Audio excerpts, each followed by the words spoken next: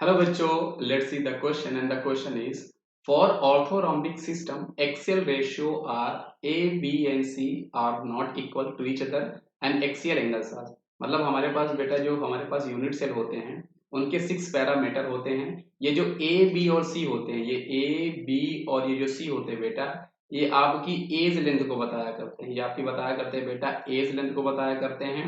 और ये हमारे पास अल्फा, बीटा और ये जो गामा होते हैं बेटा, ये आपके एक्चुअल में एंगल्स को बताया करते हैं बिटवीन हमारी ये जो एज हुआ करते हैं। मतलब अगर मैं आपको इसका डायग्राम बना के बताऊं नॉर्मल, मैं आपको नॉर्मल यूनिट सेल का डायग्राम बता रहा हूँ बेटा। ये हमारे पास basically 6 crystal system, 7 crystal system हमारे पास होते हैं। तो उन्हीं के बेसिस में ये आपका कुछ ऐसा होता है। ये जो आपका होगा, ये जो आपकी विड्थ है, ये जो आपकी लेंथ है और ये जो आपकी हाइट्स है बेटा, यही आपकी ए, बी और सी कहलाती हैं। और इनकी ये जो एंगल्स होते हैं बेटा, इन्हीं को हम लोग अल्फा, बीटा एंड गामा बोलते हैं। तो ये हमारे पैरामीटर हुआ करते हैं। अब इसमें जो आपका ऑर्थो रोम्बिक टाइप का सिस्टम होता है, क्रिस्टल सिस्टम होता है, वहां पर आपके बेटा ए, बी एंड सी वो इक्वल नहीं होते। और एक्चुअल में बी इसका सही स्टेटमेंट है। मतलब यहाँ पर A is equal to B is equal to C is not equal and alpha is equal to beta is equal to gamma is equal to 90 degree.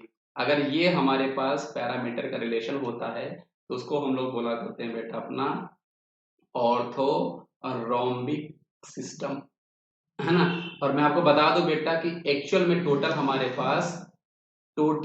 पास बेटा 7 क्रिस्टल सिस्टम होते हैं।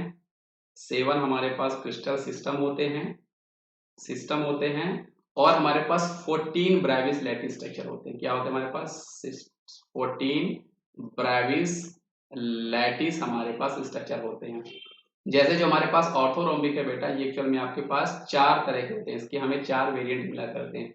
एक इसका वेरिएंट हमें मिलता है बीसीसी मिलता है, एक इसका वेरिएंट हमें एफसीसी मिलता है, एक इसका हमको वेरिएंट एंड सेंटर मिलता है और एक इसका हमें सिंपल क्यूबिक मिलता है। तो ऑर्थोरोम्बिक के हमें 4 वेरिएंट जो है वो हमें एक्चुअल में मिला करते हैं। तो आई होप आपको ये क्वेश्चन समझ में आया होगा बेटा। इस क्वेश्चन का सही जवाब हमारे पास ऑप्शन नंबर बी है। तो थैंक यू बच्चों।